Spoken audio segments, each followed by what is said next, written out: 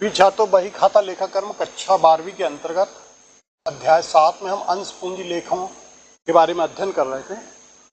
तो जैसा कि हमने बताया कि एक कंपनी की जो पूंजी होती है वो छोटे छोटे भागों में अंशों के रूप में विभाजित होती है और ये अंश पत्र जिनके पास होते हैं वो कंपनी के अंशधारी कहलाते हैं।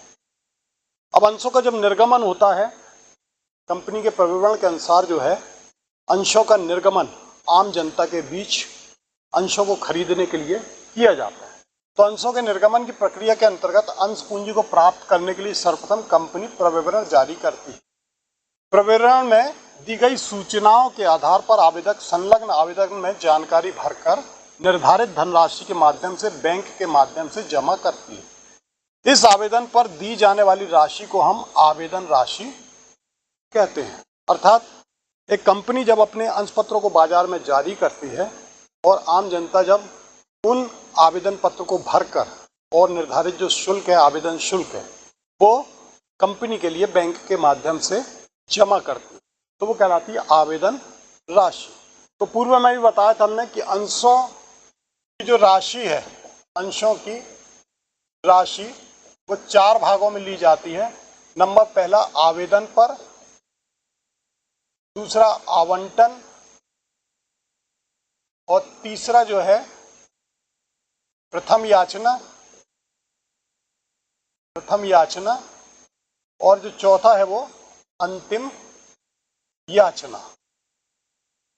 अर्थात यहाँ पर जो अंश पत्र की जो राशि है वो 4 भागों में बटी होती है।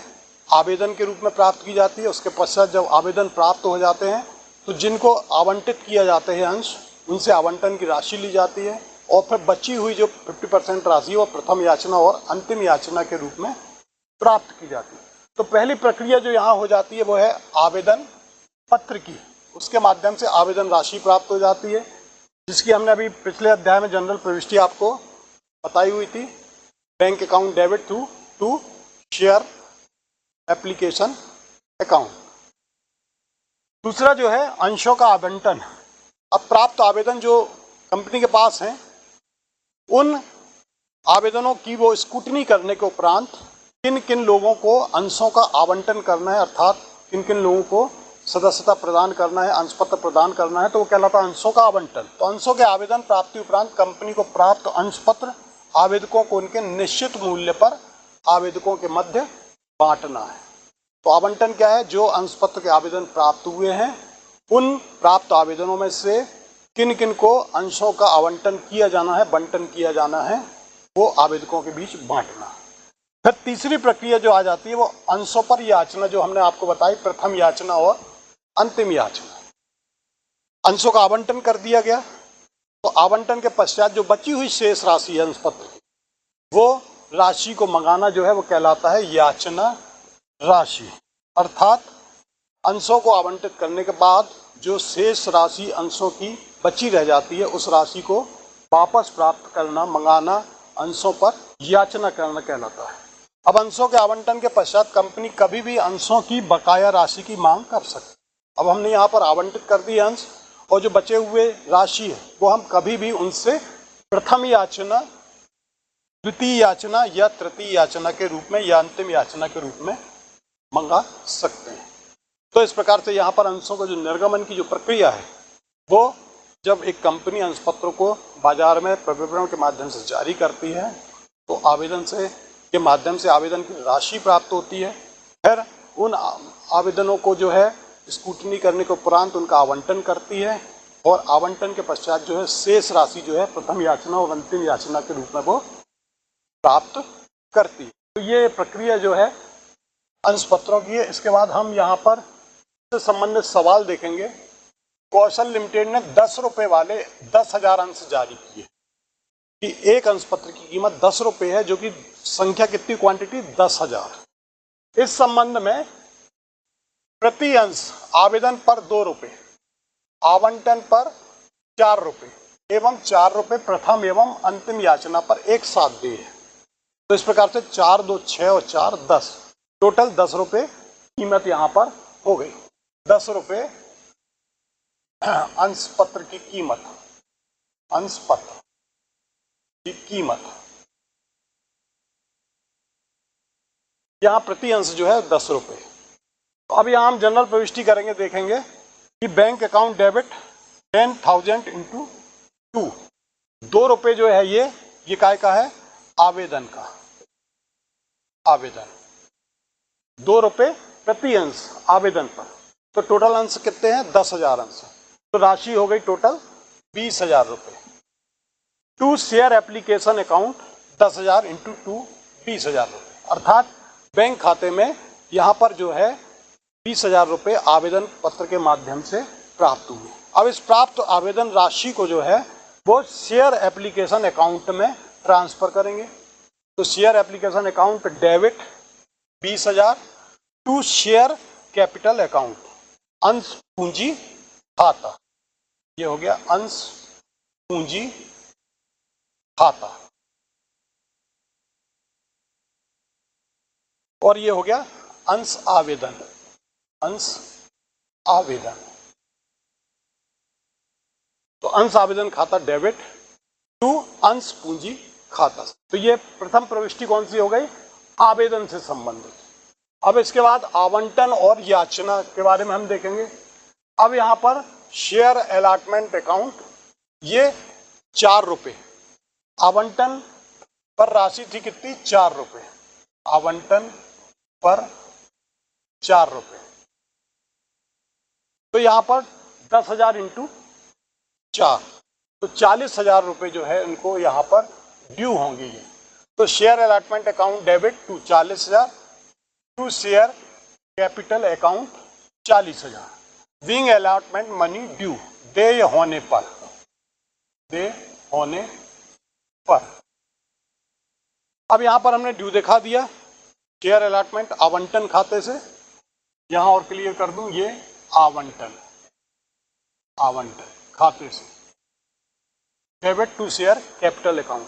अब ये पैसा यहाँ पर प्राप्त हो गया, बैंक अकाउंट डेबिट 4 रुपये आवंटन के हिसाब से जो है 40,000 रुपये ये प्राप्त हो गया to share allotment account 40,000। Being allotment money received, आवेदन जहाँ पर जो है आवंटन की राशि प्राप्त हो गई। ये हो गई तीसरी प्रक्रिया हो गई आपकी, ये तीसरी पोजीशन हो, दूसरी हो गई। अब तीसरी स्थिति यहाँ पर जो है फर्स्ट कॉल और सेकंड कॉल की कंबाइंड यहाँ पर हो गई। Share first and final call account, इसकी भी अमाउंट कितना है, 4 रुपये है। याचना पर, याचना पर 4 रुपये, 4 रुपये याचना, 4 रुपये आवंटन और 2 रुपये आपका एप्लीकेशन मनी पर हो चुका। तो टोटल हो गया 10 रुपये। तो यहाँ पर जो है शेयर फर्स्ट का and final call account debit 10,000 into 4, तो ये आ गया 40,000 रुपये। To share capital account 10,000 into 4, ये 40,000। अब यहाँ पर बैंक अकाउंट में ये रकम आ गई 40,000 रुपये, और कहाँ से आई है, share first and final call account से 40,000 रुपये। तो wing first and final call money received, ये यहाँ पर दे हो गई, दे होने पर, और ये प्राप्त होने पर।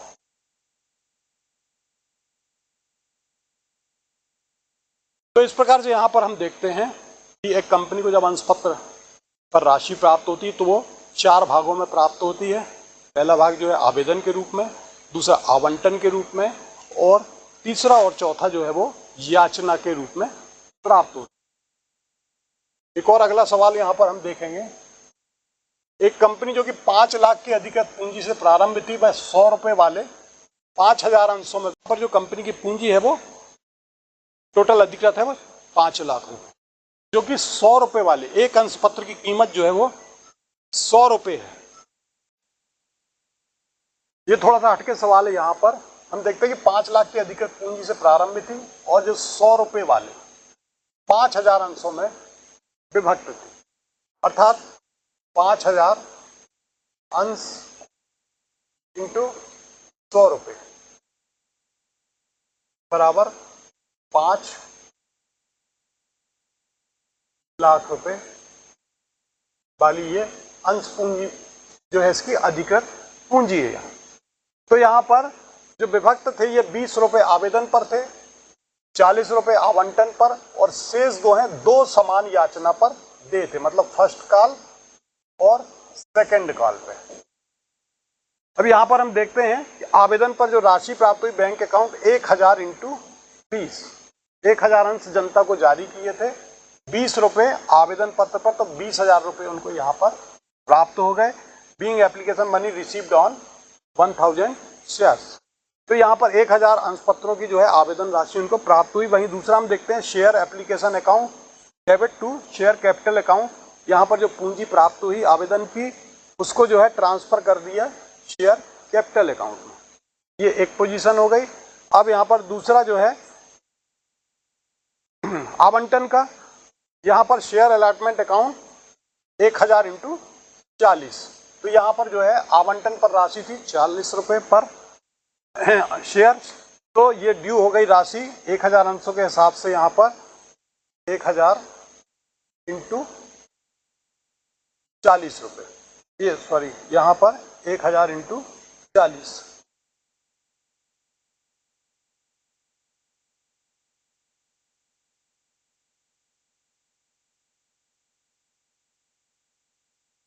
अब यहाँ पर शेयर कैपिटल अकाउंट ये 40,000 रुपये ड्यू हो गए दे होने पर, और यहाँ पर बैंक अकाउंट में ये जो है रकम उसकी आ गई 1000 इंटू 40 रुपये के हिसाब से, जो 40,000 रुपये जो है इनके बैंक खाते में यहाँ पर रकम आ गई। तो दो प्रविष्टि यहाँ पर हो गई, अंश आवेदन की राशि प्राप्त होने पर और दूसरा आवंटन की राशि प्राप्त होने पर। इसके बाद हम शेयर फर्स्ट कॉल और यहाँ पर share second and final call, तो ये तीसरी स्थिति हो गई और ये चौथी स्थिति हो गई। यहाँ पर जो है 20 रुपये आवेदन पर हो गया, 40 रुपये आवंटन पर हो गया, अब बच्चा कितना 40 रुपये, तो 40 रुपये को दो भागों में बांटा, शेयर फर्स्ट कॉल में ये 20 रुपये और यहाँ सेकंड कॉल में ये 20 रुपये। इस प्रकार से 20 आवेदन पर, 40 आवंटन पर और 20 फर्स्ट कॉल और 20 सेकंड कॉल, इस प्रकार से टोटल शेयर अंश पत्र की जो राशि हो गई वो 100 रुपये हो गई। 20 रुपये आवेदन, 40 रुपये आवंटन और 20 रुपये फर्स्ट कॉल और 20 रुपये सेकंड कॉल। तो इस प्रकार से यहाँ हम देखते हैं कि ये टोटल जो है अंश पत्र के आवेदन की राशि जो है वो 100 रुपये 4 भागों में बटी थी, जिसमें से 20 आवेदन और 40 आवंटन पर हो चुके। अब यहाँ पर शेयर फर्स्ट कॉल में जो है 1000 अंश पत्र जो जारी किए, तो 20 रुपये के हिसाब से फर्स्ट कॉल में 20,000 रुपये ये आ गए। ये यहाँ पर राशि दे होने पर फिर बैंक अकाउंट में ये रकम आ गई 20,000 रुपये, और यहाँ पर शेयर सेकंड कॉल में बचे हुए 20 रुपये जो है सेकंड एंड फाइनल या लास्ट कॉल में जो है ये राशि हमने ड्यू दिखाई, यहाँ पर दे होने पर बैंक अकाउंट में फिर ये रकम आ गई, तो यहाँ पर ये आपकी जो है 1000 इंटू 20, ये 20,000 रुपये की राशि यहाँ पर प्राप्त होगी। इस प्रकार से यहाँ पर अंशपुंज की जो राशि है वो 4 भागों में यहाँ पर कंपनी को प्राप्त हुई। आवेदन पर 20 रुपये, आवंटन पर 40 रुपये के हिसाब से और फर्स्ट कॉल और सेकंड कॉल में 20-20 रुपये के हिसाब से प्राप्त हुई। एक और अंतिम सवाल यहाँ हम देखते हैं कि एक कंपनी 100 रुपये वाले 12,000 अंश निर्गमित करती है। इन पर देय राशियाँ जो निम्न हैं, 30 रुपये आवेदन पर, 40 रुपये आवंटन पर और 20 रुपये प्रथम मांग व अंतिम याचना पर। अब यहाँ पर 13,000 अंशों के लिए आवेदन आए। होता है कभी कभी कि जितने हमने आवेदन के हिसाब से सोचा था कि इतने अंश पत्र हमें चाहिए, तो यहाँ पर जरूरत से ज़्यादा जो है आवेदन उनके पास आ गए। तो ज़्यादा जो आ गए वो 1000 अंशों के आवेदन जो है ज़्यादा आए, 1000 अंश पत्र ज़्यादा आए, जिसमें से अब ये 1000 अंशों के आवेदन की राशि को हमने क्या किया, वापस कर दिया और सभी अंशों पर राशि प्राप्त हुई। यहाँ पर जो है 100 अंशों पर प्रथम एवं अंतिम याचना की राशि अप्राप्त। जो यहाँ पर 12,000 अंश निर्गमित किए थे, टोटल आवेदन आए 13,000 अंशों के। तो ये 13,000 में से हमने 1,000 की राशि वापस कर दी। 12,000 का हम यहाँ पर हिसाब तैयार करेंगे और उसमें से जो है जो 12,000 अंशों में से 100 अंशों पर प्रथम एवं अंतिम याचना की राशि जो है वो हमें अप्राप्त। तो यहाँ सबसे पहले हम चलते हैं कि यहाँ पर 100 रुपये वाले जो हैं, यहाँ जो आवेदन की राशि है 13,000 इंटू 30, 3,90,000 रुपये जो हैं आवेदन के खाते से आए, प्रति अंश 30 रुपये के हिसाब से प्राप्त की गई। अब इसकी जब हम पोस्टिंग करेंगे अंश आवेदन खाते में, चूंकि 12,000 अंश ही हमें जारी करना है, 12,000 लोगों को ही आवंटित करना है, तो हम सिर्फ उतने लोगों की राशि यहाँ पर लेंगे। तो यहाँ पर 12,000 अंश पत्रों की राशि जो है वो 30 रुपये के हिसाब से ये हो गई 3,60,000 रुपये। यहाँ जो है आवेदन की राशि जो सीधे सीधे आ गई 3,90,000, क्योंकि 1,000 ज़्यादा आवेदन आ गए। अब यहाँ पर जब हम उसको अंश पूंजी खाते में हस्तांतरित करेंगे तो सिर्फ हम उतने ही अंश पत्रों की राशि को अंश पूंजी खाते में हस्तांतरित करेंगे जितने की हमको अंश पत्र का निर्गमन करना था। तो ये 3,60,000 हो गया और ये 3,90,000।